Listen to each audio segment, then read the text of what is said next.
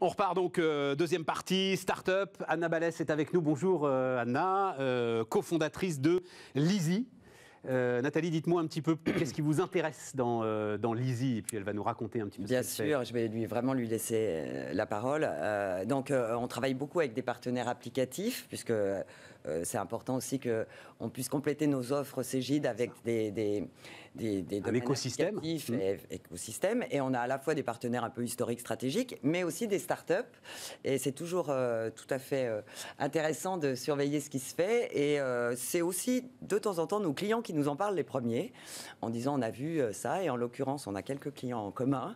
Et en plus, l'associé de Anna est un ancien collaborateur Cégide. Alors on aime bien aussi quand il y a des jeunes... Quelle histoire! Voilà, et donc, mais elle en parlera bien mieux que moi. Oui, parce que c'est une plateforme digitale, Leasy. C'est un SaaS. C'est un SaaS, hein, voilà.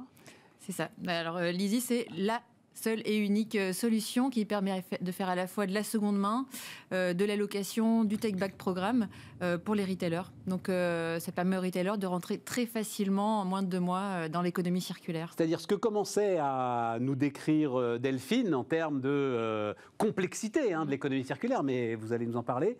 Vous, en fait, vous apportez, en marque blanche évidemment, une solution clé en main, un peu comme on l'a vu avec Miracle et les marketplaces. Exactement. Voilà. Notre modèle. Ah oui, c'est le modèle Miracle. Miracle, hein, on aimerait bien suivre leur pas. Hein. Ouais. Oui, c'est ça. Lever 350 millions d'euros. Oui, c'est le pire que je nous souhaite. On y est, on est en chemin. Et donc oui, c'est ça qu'on fait. D'ailleurs, on travaille avec Petit Bateau. On est très fiers de ça. Et donc c'est ce qu'on fait. On propose aux marques d'avoir la solution digitale pour collecter la bonne donnée, pour pouvoir piloter son projet d'économie circulaire et de savoir quand est-ce qu'il faut pivoter, quel prix, quel produit, quel consommateur mettre en place dans ces niveaux business model. Et qu'est-ce qui vous permet d'apporter ces indications? C'est-à-dire, vous faites l'analyse du business model et de la façon dont le retail se passe dans la boîte, ou ce sont des schémas, des patterns qui s'appliquent à peu près pour l'ensemble des secteurs? Alors, on lance des modèles d'économie circulaire. Bientôt, vous allez pouvoir louer des produits petits bateaux. Alors, je ne sais pas si vous avez des petits... C'est fini en ce qui me concerne et j'en suis ravi. Voilà, vous auriez pu y aller, voilà, parce qu'évidemment... Soyez forte, un jour ils grandiront et ils vous laisseront tranquille. Donc, ces petites bêtes grandissent vite. et donc voilà, donc c'est très naturel. On est très heureux de travailler avec Petit Bateau parce qu'on est aussi dans ce nouveau mode de consommation. Il y a une jeunesse qui pousse aussi pour prendre une photo Snapchat avec son produit plutôt que de le garder dans son armoire. On est vraiment là-dedans. Après, c'est l'expérience plutôt que le produit. Et les marques sont les premières à pousser cette expérience-là. Et nous, on vient les appuyer sur la partie opérationnelle.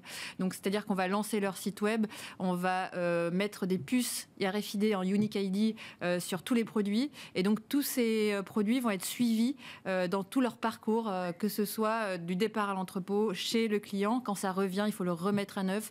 Donc, il y a des collaborateurs et des ouvriers qui travaillent sur le produit, qui vérifient l'état, la qualité, qui le remettent en stock. Et ça se fait à l'échelle industrielle. Et donc, vous imaginez bien qu'avec chaque produit étant unique, on collecte une quantité de données... Vertigineuse, exactement. Et c'est là que vient le machine learning, qui est en fait une technologie de base dès qu'on veut pouvoir prédire l'état de ces produits. Mais comme vous l'avez dit, la clé, c'est quand même le consommateur. C'est-à-dire, c'est lui qui va ou pas jouer le jeu. Exactement. C'est le consommateur et la marque qui va se lancer, dans ces nouveaux business models. On est vraiment dans une nouvelle communication, c'est-à-dire que la marque va promouvoir l'expérience. Vivez quelque chose de nouveau avec nos produits. Comment ça se fait? C'est passionnant. Delphine nous disait, il y a un bon d'achat à la clé. C'est-à-dire, la vertu ne suffit pas quand même. Il vaut mieux qu'il y ait un bon d'achat à la clé si on veut que les consommateurs jouent le jeu? Alors, dans les programmes de take-back, donc c'est-à-dire que la personne va finalement donner ce qu'elle a dans son placard, parce que ces placards deviennent des mines de ressources. Avant, les mines sont à ciel ouvert. Alors maintenant, les mines, c'est dans nos placards, dans nos greniers. Magnifique, à placard fermé. Donc voilà, et donc va sortir son produit Petit Bateau, va le rendre entre guillemets à Petit Bateau, et il y aura un voucher à la clé. Et alors vraiment, l'idée, nous, ce qu'on préconise, c'est que ce voucher doit être utilisé pour la seconde main ou la location. Parce que et voilà, sinon, c'est ça. Voilà, le bad buzz est vite arrivé de promouvoir le neuf. Donc voilà, il faut vraiment que ce soit vertueux, et ça, les marques le comprennent très bien. Vous avez de sacrés clients. Enfin, il y a notamment Decathlon, Oui. qui ne doit pas être loin d'un des... Enfin, c'est un des gros retailers de la planète, quoi, voilà.